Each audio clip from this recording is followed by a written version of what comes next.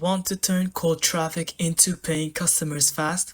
One of the most powerful tools inside GoHighLevel is the VSL funnel, and here is how to build it.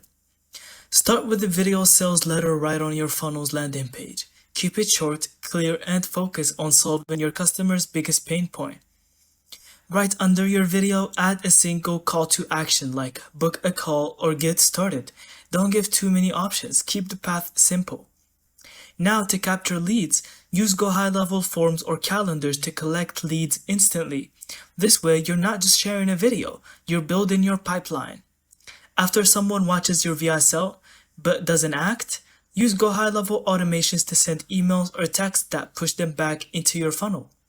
Finally, monitor conversions inside your GoHighLevel dashboard. Double down on what's working and tweak the messaging where drop-offs happen.